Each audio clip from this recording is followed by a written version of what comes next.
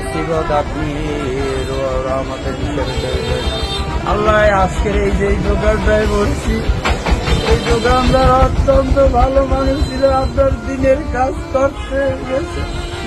আল্লাহ দুপুরের খানা খাইয়া এই মানুষের ওখানে একটা কোরআনের মাদ্রাসা করছে, এই মাদ্রাসার উপরে যাইয়া আল্লাহ তোমার অলৌকিক মৃত্যু গুলা ওই জান্নাতবাসীর জন্য হয়ে থাকে। আল্লাহ আমি সহ্য করতে পারি না।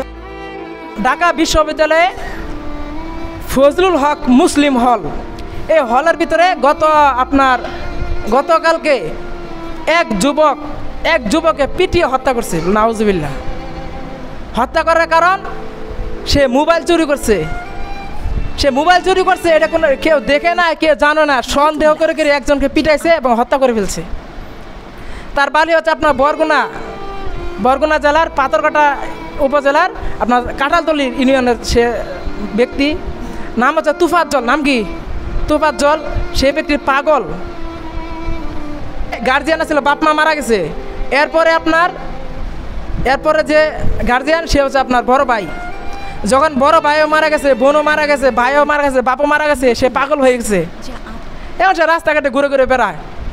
গত বুধবারের দিন আপনার ঢাকা ফজলুল হক মুসলিম হলে সে কি করছে, আপনার বিকেলবেলা ওই ছাত্ররা ঘরের ভিতরে আপনার ক্রিকেট খেলতেছে, সে ওই সময় হলের ভিতরে প্রবেশ করছে। প্রবেশ করার পরে তারা কি করছে, দুপুরবেলা 6টা বা 5টা মোবাইল হারাইছে। হারানোর কারণে তারা মনে করছে এই ব্যক্তি চোর। তারা তাকে সন্দেহ করছে। সন্দেহ করার পরে তারা তাকে মারছে। কি পরিমাণ মারছে? আমরা আশরাফুল মাখলুকাত নাকি? হ্যাঁ, আমরা হলাম কি সর্বশ্রেষ্ঠ জীব। আমাদের কাজকর্ম এমন হয়ে যায়, শুকর আছে নিকৃষ্ট হয়ে যায়। তার বুধবারের দিন রাত্রে তারা তাকে আপনার হলের মূল রুমে নিয়ে গেছে। নিয়ে যাওয়ার পরে হলে যে ক্যান্টিন আছে না, বিভিন্ন ক্যান্টিন থেকে হল রুমে, এই ক্যান্টিন থেকে তার ভাত খাওয়াইছে। ভাত খাওয়ার সময় বলছে যে কিরে ভাত কীরকম? সে পাগল, সে কিন্তু পাগল, সে মোবাইল চুরি করে নাই, সন্দেহ করে তাকে মারতেছে। সে বলছে আলহামদুলিল্লাহ ভাত ভালো।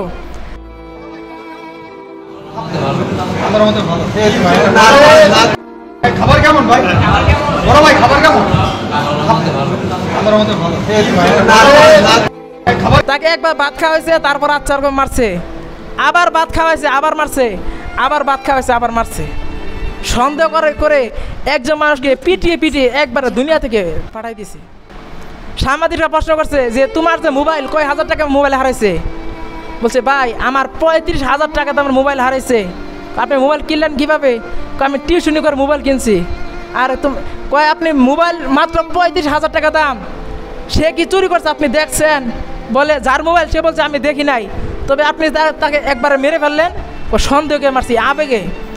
35,000 টাকা দামের মোবাইল হারাইছে।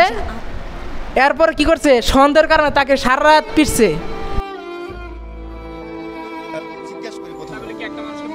ভাই এখানে কোনো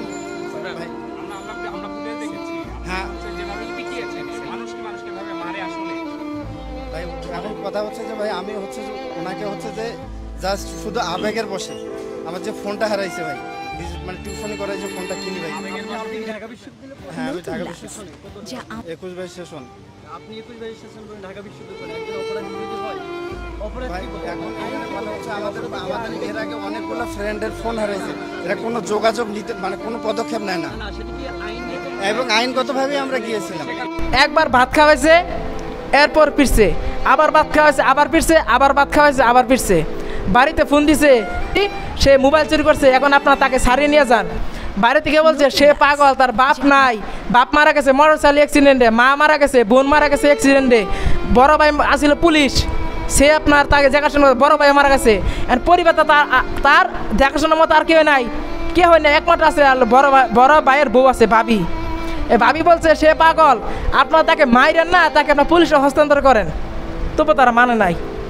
পাগল মানুষ যদি কোনো একটা অন্যায় করতে করে তাহলে আপনারা প্রশাসনের কাছে দেন, কিন্তু ওরা মাইরেন না।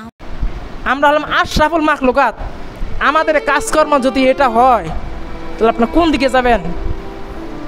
একজন ব্যক্তি চুরি করতো, কথা ছিল, চুরি করলে কি আপনি তাকে মেরে ফেলতে পারবেন? তাকে মেরে ফেলছে, এমন মারছে আপনার যারা নেট চালান, তারা দেখতে পারবেন, ঢাকা বিশ্ববিদ্যালয়কে সার্চ দিলে আসবে যে মারতে মারতে আপনার অজ্ঞান করে ফেলছে। একবার ভাত খাওয়াইছে, আবার মারছে, আবার ভাত খাওয়াইছে, আবার মারছে। লাস্টে এমন পর্যায়ে হয়েছে, দেখেছে এখন মারা যাইতেছে, পরে ঢাকা মেডিকেল হাসপাতালে নিয়ে গেছে জরুরি বিভাগে।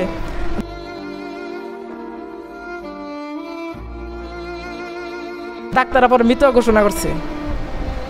সামাদে প্রশ্ন করছে আপনি মারলেন কিসের জন্যে? বলে ভাই আমি আবেগে মারে ফেলছি। ভাই তুমি যে আবেগে মারলা, তুমি কি তাকে দেখছো চুরি করতে? চুরি করতে দেখেও না, সন্দেহ করে তাকে মারছে। একজন পাগল। আজকে আমরা কি করি? ক্ষমতার ভরাই দেখাই। আল্লাহ তাআলা আমাদেরকে উক্ত ঘটনা থেকে জেনে শুনে শিক্ষা গ্রহণ করার জন্য তৌফিক দান করুন। আমিন।